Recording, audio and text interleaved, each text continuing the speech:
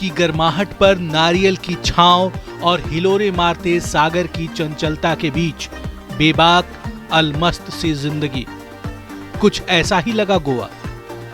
ऊपर सूर्य तो नीचे रेत की तपिश में नीले पानी का सुनहरापन दीवानगी की इंतहा से कम नहीं।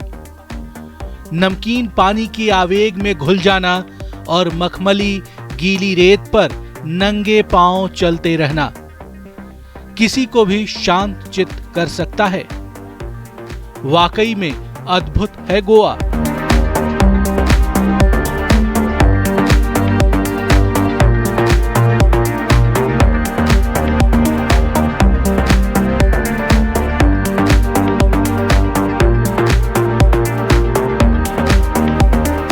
एक वक्त में 7 लाख से ज्यादा टूरिस्टों को संभालती 15 लाख की आबादी आपके लिए सुविधाओं का पूरा संसार मुहैया करा देती है।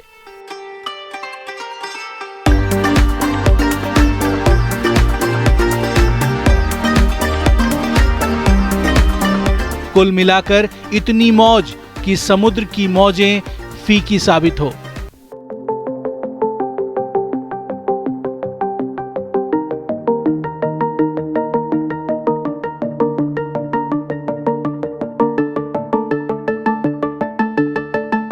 और इतनी जीवंतता कि जीवन कम पड़ जाए।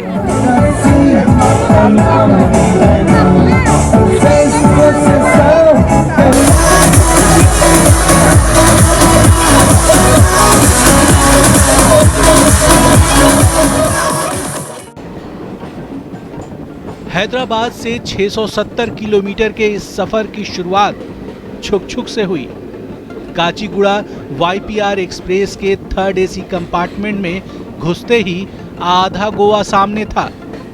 3 दिनों के एथलीट मीट में हिस्सा लेकर लौट रहे सीनियर सिटीजन्स की गोवा टीम मानो हमारा ही इंतजार कर रही थी। फिर क्या था, पूरा रास्ता बेटी की हुड़दंग और गोवा के दिलकश किस्सों कहानियों में कुछ यूं सिमट गया जैसे वो 19 घंटे महज 19 मिनट के हों। इस दौरान कोंकण रेलवे का मनोरम नजारा और दूध सागर की अनुपम छटा ने मन मोह लिया।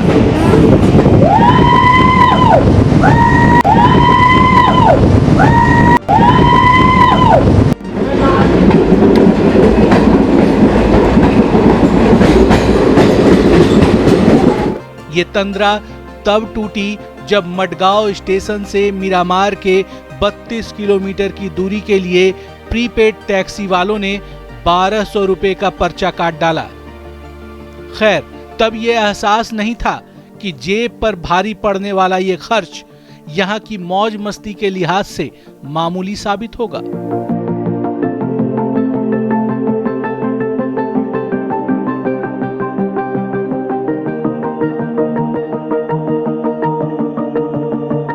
शाम 4 बजे हम पणजी के अपने गेस्ट हाउस पर थे।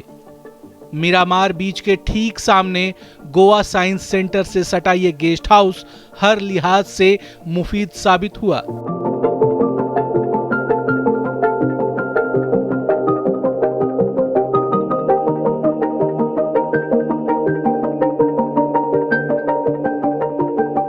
जब आप सफर पर होते हैं तो कई चीजों का ख्याल रखना पड़ता है, लेकिन यहाँ माहौल घर वाला मिला और मस्ती दुनिया भर की। समुद्र पास होने से अहले सुबह और देर शाम चंद कदमों की दूरी में वो अनगिनत पल मिले जिसने स्फूर्ति और तरोताजगी का भंडार खोल डाला। ठंडी रेत पर जंग छिड़ जाती थी जब हमारा लिखा मिटाने के लिए लहरें आतुर होती थी। ये हम चारों ने महसूस किया। लहरों के शोर को चुनौती देती बेटी की स्वच्छंद खिलखिलाहट, लहरों के आवेश को और तीक्ष्ण करती पत्नी की मंद मुस्कुराहट और सागर के खारेपन से लड़ते मेरे अभिन्न मित्र सुनील का साथ देख लगा कि बस यही है जिंदगी।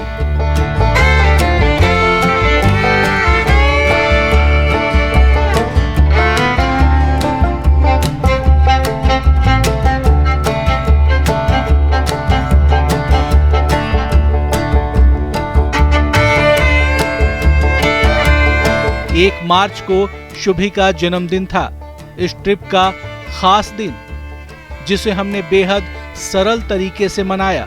रात 12 बजे केक कटिंग और फिर देर सुबह से रेत और पानी में अटखेलियां।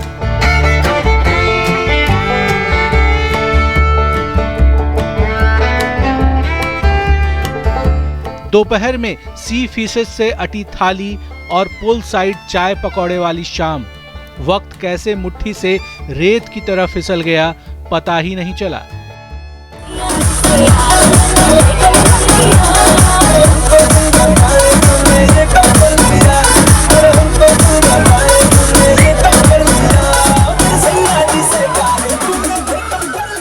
बेटी ने भी खूब मस्ती की। रेत पर घरौंदा बनाने से लेकर पानी के छींटे उड़ाना और किनारे पर दूर तक की दौड़। वो शाम होते होते गोद में आकर पलक झपकते ही सो जाती।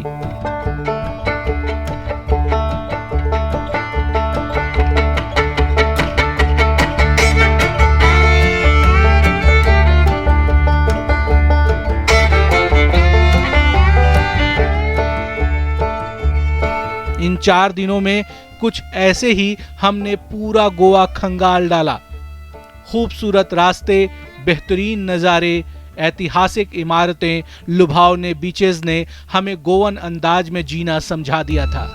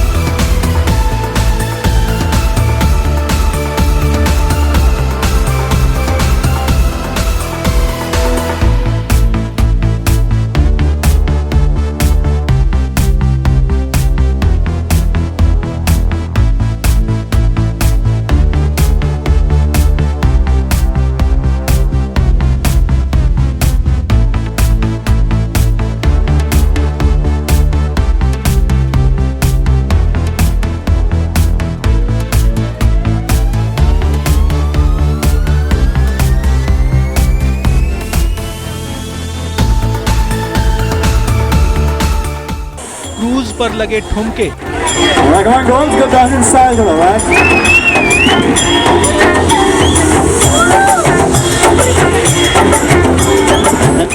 समुद्र किनारे रेत का रोमांच और वहां की खास काजू की फेनी, तीनों ही निराले थे। और उतना ही निराला था अपना सफर भी। 3 मार्च की सुबह इंडिगो की फ्लाइट ने हमें फिर से हैदराबाद छोड़ दिया था, ढेर सारी यादें और अनुभव के साथ, किसी अगले सफर की तैयारी के लिए।